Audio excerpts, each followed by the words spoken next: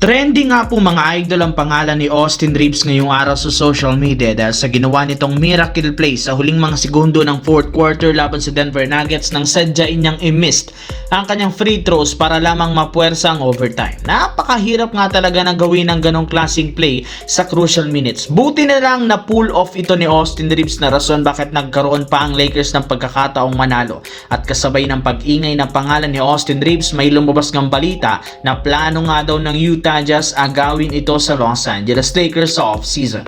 Para nga sa mga hindi nakakaalam, meron na lamang nga pong player option si Reeves next season na balak nitong hindi kunin.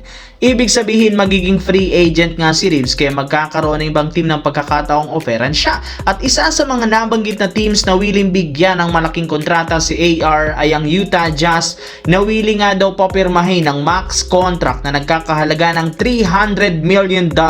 Yes mga idol, ganyan nga kadesidido ang Utah Jazz para lamang maagaw ito mula sa Los Angeles Lakers. Pero syempre ayon mismo kay Rob Pelinka, tatapatan nga daw ng Lakers ang offer ng ibang kupunan. Sa kabilang banda, palala na nga ng palala ang sitwasyon ng Golden State Warriors ngayong season sa pagkakaroon nila ng 4-game road trip sa Eastern Conference at uumpisahan nila ito sa kanilang game laban sa New York Knicks. At bago pa magsimula, mukhang ibibigay na nga ng Golden State sa Knicks ang panalo since may ilang key player na naman ang hindi nila dito paglalaruin dahil sa injury.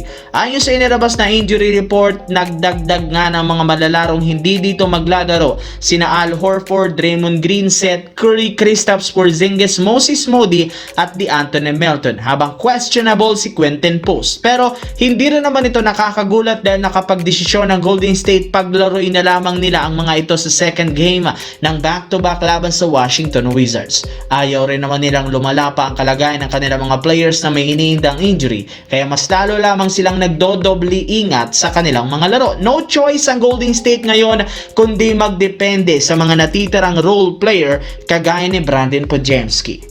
Sa kabilang banda, alam naman nga ninyo, hinihinilaan na nga talaga na target ni Jamal Murray ang Los Angeles Lakers dahil sa tuwing nagkakaharap sila, isang bigla-bigla na lamang nga ito nagkakaroon ng magandang performance at biglang umiinit ang shooting. Pero ibang-ibang nangyari ngayon kontra sa Lakers dahil imbis na magkaroon siya ng maayos na laro, ay nakapagtala lamang siya ng 5 points, 1 out of 14 shooting, 1 out of 7 naman sa 3-point line, kasama na ang 14 consecutive missed shots sunod-sunod hanggang sa tuluyan itong ma-fouled out.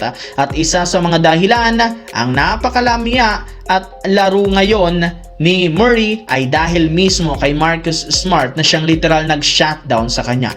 Ito ang main defender ni Murray sa kanilang bakbakan kaya hindi ito masyadong nakagalaw. Parati nga itong dinodouble team hanggang sa hindi nito makuha pa ang kanyang rhythm. Kaya hindi na rin naman naiwasan pa ni Murray na magreklamo. Ayon sa naging pahayag nito, masyado nga daw pabor sa Lakers ang tawagan. Hindi malang nga daw siya dito makasungkit ng foul, hindi kagaya sa mga ginagawa ng Lakers na napakadali nga daw makakuha ng free throws. Ito ang mismong dahilan bakit hindi niya nakuha ang kanyang rhythm.